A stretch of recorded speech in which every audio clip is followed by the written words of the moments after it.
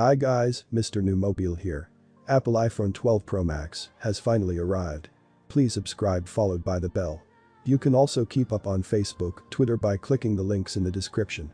Apple normally is gearing up to announce a new iPhone around this time of year, but 2020 is anything but normal. This year, it looks like we might see up to 4 new iPhone models released with shipping dates as late as November.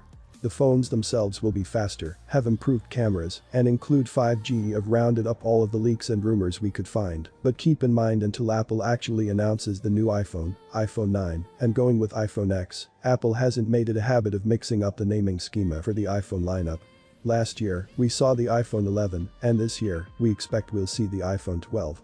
What really matters is what comes after the number, which this year, it looks like it's going to get somewhat confusing, but also more streamlined based on the number of models. There could be up to 4 new models this year, 2 regular models, and 2 Pro models. Current rumors point to a lineup consisting of the iPhone 12, iPhone 12 Pro Max.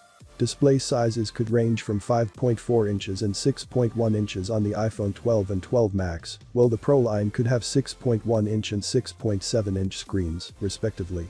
Pricing could start as low as $649 and top out at $1,099 on the high end with the possible addition of 5G connectivity and Apple moving the entire line to OLED displays. Figuring out how much the price is going to increase, if at all, for the iPhone 12 line is anyone's guess.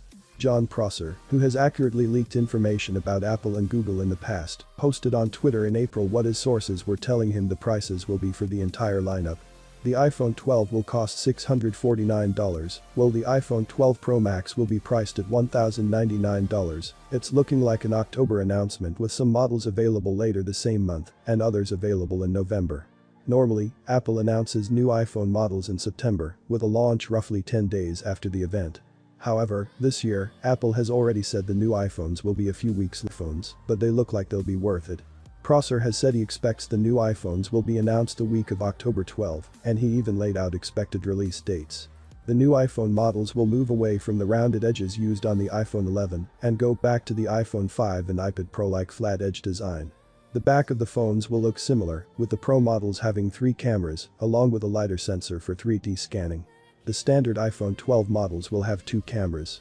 There's also been speculation the Face ID sensor array, also referred to as the True Depth camera, is smaller this year, shrinking down the overall size of the notch that cuts into the top of the iPhone's display.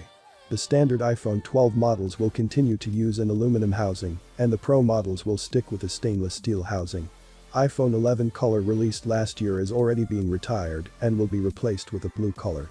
All OLED displays, advanced Arkansas features on Pro line, Apple A14 Bionic processor, number 120Hz displays this year as previously discussed. Apple is expected to make the switch from LCD panels to OLED panels across the entire line this year. The OLED displays are brighter, have better color contrast, and deeper blacks, and all things considered, are a big upgrade. Apple announced its A14 Bionic processor will power the latest iPad Air, and we have to assume that Apple will also use that same processor in the iPhone 12 lineup. There's been speculation off and on that the iPhone 12 Pro line could feature 120Hz ProMotion display technology, but it's starting to look like Apple isn't going to include it in any models this year. The faster refresh rate didn't make the cut. That's backed up by a recent note from reputable Apple analyst Ming-Chi Kuo that claims the feature was left out due to concerns about battery life. Finally, the new LiDAR sensor that Apple uses in the current iPad Pro lineup is said to make its way to the iPhone 12 Pro and Pro Max. Using the camera, Apple and developers will be able to create better augmented reality applications. Thanks to the 3D scanning tech. Turning heads, the iPhone 12 Pro Max has been spotted on popular benchmarking platform Antutu, and it reveals some of the smallest performance upgrades in iPhone history. Moreover, while initial technological assessment suggested the range's groundbreaking A14 chipset could be faster than a MacBook Pro, the reasons for its shortfall look to be self-inflicted. Breaking down the scores, we learn that the iPhone 12 Pro Max has just 16% faster CPU performance than last year's iPhone 11 lineup, while graphics performance is basically flat with a 4% speed bump. More positively, memory speeds are up 22%, but the big picture is these numbers were not expected from the world's first 5nm chip. As recently as last month, A14 CPU and GPU gains were tipped to be up to 40% and 50% respectively. The battery life is confounding all logic this year. Apple has downgraded the batteries across the iPhone 12 range, despite them being the first iPhones to incorporate notoriously power-hungry 5G modems. This move also led to Apple abandoning another popular but draining feature for this generation: 120Hz ProMotion displays. And now it appears the A14 chip has been optimized for efficiency, not speed, to cover these battery cost savings. In Apple's defense, this disappointment was signposted. The company officially unveiled the A14 chip when announcing the new iPad Air and, somewhat selectively, chose to compare its performance to the aging A12 rather than the A13. These numbers could be extrapolated, however, confirming the 2020 iPad Air would only have circa 17% and 8% CPU and GPU improvements over the A13. These numbers vary within a margin of error to the Antutu scores.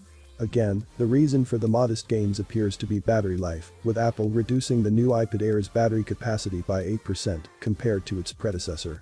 But with iPhone 12 batteries becoming 10% smaller than equivalent iPhone 11 models, it may be that Apple has capped their GPU performance even more. Given we already know Apple is also removing the bundled charger and earpods from the iPhone 12 range, sticking with the same large notch and increasing prices, expectation levels are surprisingly low for the new models.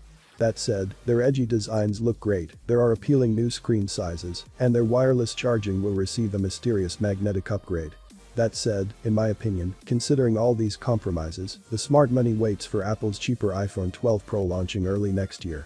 Are you excited on the upcoming iPhone 12 lineup? Let me see your comment below. Well, having been said, please subscribe, like the video, comment. Thanks for watching. See you on my next video. Peace out.